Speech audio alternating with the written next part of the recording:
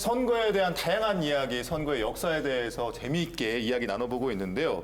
근데 선생님, 우리 현대사에서 우리의 대통령을 우리 손으로 직접 뽑은 게 얼마 되지 않았다고요? 맞습니다. 일단 한번 그 선거 역사를 한번 좀 우리가 네. 살펴볼 필요가 있을 것 같아요. 아까 우리가 지금 첫 번째 선거 50총선 얘기했잖아요. 네. 50총선을 통해 가지고 국회의원들을 뽑았고 이 국회의원들이 이제 헌법을 만들었단 말이에요. 네. 그 헌법에 의해서 대통령을 이제 뽑을 텐데 어떤 방식으로 우리는 처음 대통령을 뽑았을까? 어떤 방식으로? 지금이랑 똑같지 않았어요? 선거를 해서. 아니에요. 처음 대통령 뽑는 방식은 이탈리아 방식. 이태리 방식. 네. 이태리 스타일. 이태리. 국회의원들이. 아까 국민들이 간접제라고. 그렇죠. 아까 국민들이 누굴 뽑았죠? 저희는 국회의원. 국회의원 뽑았죠. 예, 똑같아요. 국민들이 국회의원을 뽑고 그 국회의원들이 대통령을 뽑는 방식. 예, 처음에는요. 이거를 뭐라고 하냐면 간접 선거. 간접선. 예, 이걸 이제 줄여서 간선제라고 이야기를 해요. 네. 그렇게 해서 이제 초대 대통령의 이승만 대통령이 네. 국회에서 뽑힌 거예요. 네. 그러다가 다음 대선, 그러니까 2대 대통령을 뽑는데 여기서부터 이제 바뀌어요. 뭘로 바뀌냐면 국민들이 직접 대통령을 뽑아요. 2대 때. 그렇죠. 이걸 우리는 뭐라고 하냐면 직선제. 직접 선거, 그래서 직선제라고 이야기를 하는 거예요. 근데 이 직선제가 이제 계속해서 운영되는 과정에서 네. 뭔가 이 선거 부정 이런 것들이 좀 이제 문제가 돼요. 그렇게 쌓이다가 예. 정말 역대급 부정. 역대급 부정선거가 터집니다. 이게 언제였냐면 1960년 3월 15일 3.15. 3.15 부정선거 들어보셨어요? 얘기 들었어요. 어떻게 들어보셨어요? 영화에서 저는 본 것 같아요. 영화에서 다뤄졌고. 맞습니다. 뭐 이렇게 정말 지금 말씀을 해주셔도 진짜? 이런 류의 정말 부정한 행동들이 되게 많이 일어났다고 들었었어요. 시대의 네. 부정선거도 시대의 네. 부정선거. 정말 이 단군 이래 네. 이제까지 이런 선거는 없었다. 지금까지 이런 선거는 없었다. 정말 손발이 오그라들고 정말 너무 나쁘끄러운 행동들이. 그러니까요. 이거는 범죄인가 선거인가? 네, 정말. 그 표현 좋네요. 진짜 이랬어요. 진짜 너무 좋은데요? 그래요? 이제까지 다시 한번 이런- 해볼까요? 지금까지 이런 선거는 없었다. 이거는 범죄인가 선거인가? 아나운서가 되게 멋있다. 좋았어요. 바로 그냥 정리해 주셨는데 네. 이게 어떤 배경이 있냐면 이때 대통령과 부통령 제도가 있었어요. 네. 지금은 이제 부통령이 없어요. 네, 네, 근데 이때는 대통령도 뽑고 부통령도 뽑아야 되는데 당시 이제 먼저 대통령부터 볼게요. 네. 이 대통령 후보에는 여당 후보가 이제까지 나왔던 이승만 대통령 여당 후보 나왔고 네. 야당 후보로는 누가 나왔냐면 당시 그 민주당이었는데요. 네. 조병옥 후보가 나왔어요. 네. 그런데 네. 이 대통령 선거를 뽑기 한 달 전에 야당 후보였던 이 조병옥 후보가 사망합니다. 갑자기요? 전에. 네. 어떻게 이게 지병이 지병으로. 있었나요? 지병이 있었어요. 거예요. 그러니까 이 대통령 선거는 뭐 거의 뭐 이승만 대통령 쪽으로 갈 수밖에 없는 그런 상황. 단독 후보로 나간 뭐 다른 후보도 있었지만 어쨌든 뭐 지권 여당이니까 굉장히 유리한 상황으로 갈 수밖에 없잖아요. 근데 이 3.15 선거의 가장 핵심은 뭐였냐면 대통령이 아니라 부통령이었어요. 왜냐면 당시 대통령 이승만 대통령이 너무 연배가 많으세요. 얼마나 되셨는데? 80대가 넘으세요. 이미. 아니 이승만이라는 이름은 저기 대한제국 독립협회부터 이게 활동하시는 분이라서 그렇죠. 예. 거의 그분의 삶이 근현대사예요. 예. 근데 이쯤 되니까 이제 너무 연배가 많으신 거라 연배 많으시니까 혹시 그럴 수 있잖아요. 대통령이 되었을 때 돌아가실 수도 있잖아요. 임기 중에. 그리고 죽을 수 있죠. 나이가 많으시니까. 그렇죠. 예. 만약 그런 일이 벌어지면 그 뒤를 누가 있냐면 부통령이 부통령. 있게 돼 있어요. 내 편이 돼야지. 그렇죠. 그런데 만약 이 부통령의 야당 후보가 당선이 되면 네. 정권이 넘어가는 거예요. 그러니까 중요하지. 집권 여당 그 당시 집권 여당이 자유당이었는데 네네네. 사활을 걸고 부통령 후보 지금 이야기했던 이기붕 네네네. 이기붕을 당선시켜야 되는데 문제는 뭐냐면 네. 인기가 별로 없어요. 이기붕 후보가 이기붕 후보가 별로 인기가 없어요. 그러면 당시 상대 그 진영의 후보는 야당 후보가 장면 후보였는데 사실 그 이전 선거에서 똑같이 부통령, 장면, 부통령 이기붕이 붙은 적이 있었어요. 네. 그 전 대선에서. 여기서 장면 후보가 됐단 말이에요. 그러니까 이번 대선도 불안한 거예요. 불안하죠. 아, 이거 이러다가 혹시 네. 장면 후보가 되었다가 나중에 이승만 대통령이 돌아가시면 정권이 넘어가 버리는 거잖아요. 그렇죠. 그러니까 정말 말도 안 되는 아니 그러니까 민주주의의 가장 중요한 게 뭘까요? 저는 제가 생각하는 민주주의 가장 중요한 건 뭐냐면 약속을 지키는 거예요. 내가 인기가 없어 떨어졌어. 그럼 어떻게 해야 돼요? 승복해야죠. 네, 떨어지면 되는 거예요. 그게 약속을 지키는 건데 이게 아직 민주주의 역사가 짧다 보니 무슨 일이 있더라도 정권을 연장해야 되겠다. 이제 이런 어떤 생각이 굉장히 강하게 나왔던 겁니다. 그러면서 정말 다시 한번 그 구호 시작. 지금까지 이런 선거는 없었다. 이것은 범죄인가 선거인가. 진짜로. 3.15 부정선거가 시작된 겁니다. 자, 아, 너무 궁금해요. 어떻게 돼요? 이 그러니까 어떤 범죄를 저질렀길래. 부정사를 들어보시면 네. 말도 안 돼. 이게 어떻게 이런 이게 일이 코미디도 이렇게는 안 쓰나? 그렇죠. 이런 욕 먹잖아요. 어떤 방식이냐면 사할 사전 투표. 그러니까 쉽게 얘기하면 이거예요. 유권자의 그 40%가 이미 그 기표한 투표용지를 미리 더 넣어두는 부정행위를 한 건데 예를 들면 이거죠. 한 마을에 유권자가 100명이 있다고 한번 가정해 볼게요. 네. 100명이 있어요. 근데 뚜껑을 열었어. 네. 뚜껑을 열었더니 이기붕 찬성표가 150표가 나온 거야. 100명밖에 없는 마을에. 진짜 이미 어이없다. 넣어놨어. 이미 넣어놨어. 이게 말이 안 되잖아요. 아니, 뭐, 아니, 어떻게 100명밖에 유권자가 없는데 찬성표가 150표가 나와. 투명인간들이 있었던 거예요. 말이 안 되잖아요. 투표가 아니네. 그렇죠. 네. 이런 식의 투표를 한 거예요. 이런 식의 부정행위. 두 번째는 뭐가 있냐면 완장부대 동원. 완장. 이거는 뭐냐면 이 완전 찬 사람들이. 그러니까 그왜 폭력배들 있잖아요.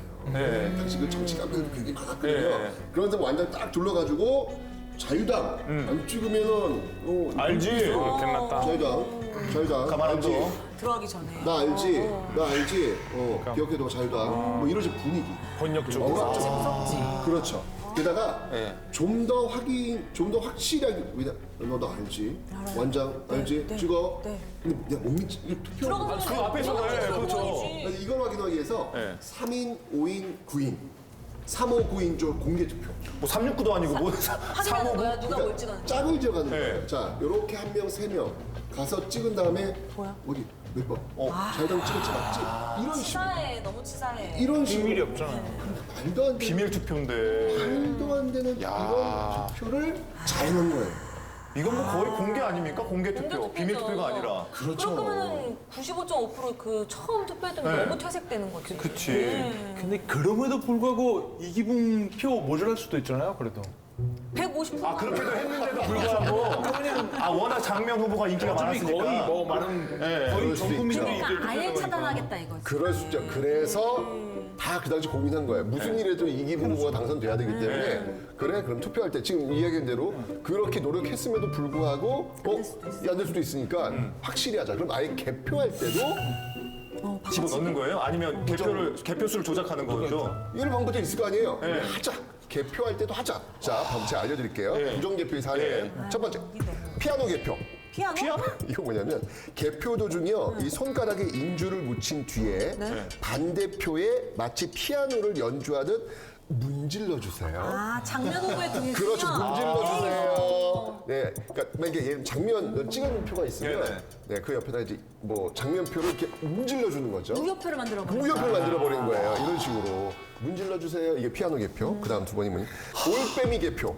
그러니까 개표 도중에 갑자기 불이 떨어져. 뭐야? 오 이거 영화에서 봤어요. 그때 쓱 네. 이런 방식으로 바꿔치기 이런 방식으로 하는 거예요. 얘기 때 모드 게임 할 때 사용하는 방법. 그러니까. 아니 근데 이게 어른들의 투표인지 아이들의 반장 선거도 이렇게는 안 할 것 같은데 이게 정말 대한민국 근현대에서 일어난 일인 건지 이럴 거면 그냥 해 하지 왜 투표를 하는 건지. 그러니까요. 근데 이것조차도 걱정이 된 거예요. 아 이렇게 했는데도 아까 알베르토의 걱정처럼 걱정되면. 네, 이러면도 불구하고 이기병 뿐만 아니라 어떡하지? 진짜. 네. 범죄를 저지를 때 제대로 해야 돼요. 완전 범죄. 아, 그래서 어떻게 했냐면 네. 개표위원들 있잖아요. 네. 개표위원들한테 정성껏 닭죽을 대접합니다. 정성껏. 네. 아니 왜 전복죽도 아니고 닭죽이래요? 그 당시 이제 몸보신 할 때는 좀 뭐 뇌물의 의미인 거예요? 네. 토종닭. 토종닭? 왜 닭죽을 준 거죠? 닭죽을 어떻게 돼요? 주무시라고. 왜요? 나 수면제 같은 거 먹었어. 정답. 진짜. 나 진짜. 너무 좋아. 너무 싫어. 너무 닭살도다. 고생하셨으니까 딱 준비해서 했는데 근데 거기에 스며들어 있어서 그러면은 주무신 사이에 바꿔치기 하는 거죠. 올빼미 작전. 영화 같아요 이거. 이게 말도 안 되는 드라마, 막 공부를 했어봐라. 정말 타락하면 이렇게 어린애들 놀이만도 못하는 이런 걸로 변해버려요. 야, 지금으로서는 상상도 할 수 없는 일이잖아요. 너무 비교육적이에요. 실제로 가끔 선거에서 너무 과열돼가지고 네. 감정적으로 싸우는 사람들 보세요. 어린애들 싸우는 거 뭐가 다른가? 하나 다를 게 없죠. 예. 합리적인 토론도 하지 않고 남의 말 들으려고 하지도 않고 삿대질하고 막 욕하고. 그 앞에 치고만 말씀드렸잖아요. 드러내고. 그렇죠. 그러니까 이제 술도 못 먹게 했던 거예요 당시에 처음에는. 그리고 지금 뭐 최 선생님 말씀하시는 걸 네. 들으니까 전 뭐 말도 안 얘기도 더 생생하게 느껴지는데요. 네. 사실은 특히 이런 일이 사례들은 뭐 유난히 우리가 창조성을 발휘했다고 말할 수는 없고요. 창조성. 너무 그냥 참신하다. 창조적이다. 너무 참신해. 창조적이다. 전 세계의 타락한 투표 역사에 다 있었던 사례들인데 그거는 우리가 이제 가지고서 집대성했다고 집대성. 종합선물 부정선거의 집대성. 집대성. 대박이다 진짜. 아, 이런 거로 집대성을 하냐. 그러니까 할 게 많은데. 대단하다. 그러니까 연구 많이 한 거예요. 연구 많이 했죠. 전 세계적 사례, 부정사례를 다 연구해가지고 네. 그 제대로 한번 실현해 본 거죠. 정말 쓸데없이 공부했네요. 그러니까요. 진짜 너무 웃긴다. 요즘에는 이런 거 상상도 할 수 없고 또 그런 제도적 장치가 잘 마련돼 있잖아요, 교수님. 그렇죠. 뭐 저런 역사들을 겪다 보니까 한국 사람들 마음속에 네. 선거에 대한 우려 또 부분적으로 불신도 많이 남아 있고요. 그러다 보니까 한국은 이 선거 관리 하나에 있어서는 네. 세계에 내놔도 그야말로 자랑할 만한 진짜. 그런 꼼꼼하고 아주 정밀한 제도를 마련했어요. 그래서 투표 과정에서는 우선 투표 참관인 제도가 있고요. 네. 투표함 봉쇄 봉인 제도도 있어요. 그리고 사전 투표, 우편 투표 보관할 때 이 네. 장소를 또 공개하는 제도도 있고요. 다 들어보셨어요? 이게 저도 사실은 다 알지도 못했고 그 전에 뭐 관심 갖고 보지도 못했는데 이번에 나오기 전에 좀 자세히 들여다보게 됐어요. 예. 좀 생소하시죠? 우편 투표 그 얘기는 처음 들어본 거 같아요. 참관인이 있다라고는 들어봤는데 이렇게 구체적으로 또 있는지는 몰랐네요. 예, 참관인 제도는 후보자마다 투표소별로 2명씩 선정을 해서요. 네. 이 투표 과정을 감시하는 제도인데요. 지금도 투표장 들어가시면 보실 수 있을 거예요. 바꿔치기 금지 뭐 이런 거 지켜봐야 된다. 나 지켜보고 있다. 그렇죠. 뭐 문제가 생기면 이의를 제기하기도 그렇죠, 하고요. 그렇죠. 본지 아까 말씀하신 거. 봉인, 투표한 봉인 그 제도. 자물쇠로 걸어놓고 그런 거 예. 같아요. 이게 뭐냐면요. 투표 시작 전에 투표함 이상 여부를 확인을 다 한 다음에 네. 투표함 뚜껑을 닫고요. 이제 앞뒤를 자물쇠로 잠가요. 네. 그다음에 그 위에 투표 관리관과 네. 그리고 후보자별 네. 투표 참관인이 서명한 특수 봉인지로 딱 이렇게 봉인을 해봐요. 봉인을. 미리 예. 그 투표 용지가 안 들어있다는 걸 확인하는 서로. 거기 이제 이 특수 봉인지라서요. 네. 이 특수 봉인지 같은 경우는 누가 뜯었다거나 손상을 입히면 네. 바로 알 수 있게 돼 있어요. 표시가 나옵니다. 표시가. 아, 예. 그래서 이 한 번만 떼도 뭐 특수 봉인기 그 기능이 상실돼요. 예를 들면 뭐 침을 발라고 싹 떼본다거나 아니면 뭐 잘라서 다가 다시 붙인다 이런 게 불가능하고요. 그래서 일단 딱 그 특수 문양이 발생하면서 이 손상이 되면 재사용이 불가능해집니다. 그래서 요 특수 봉인지 훼손 여부, 그 다음에 이제 참관인 서명 여부로 이게 이제 이 투표함이 안전하게 투표가 끝난 이후에 누구도 손을 대지 않고 여기 왔구나라는 걸 사람들이 이제 확인할 수가 있죠. 그러네. 우리 역사에서 아쉬운 부분이지만 3.15 부정선거가 있었기 때문에 우리 선거제도가 이렇게 전 세계 내놓아도 손색이 없을 정도로 자랑스러운 문화로 자리 잡은 거네요.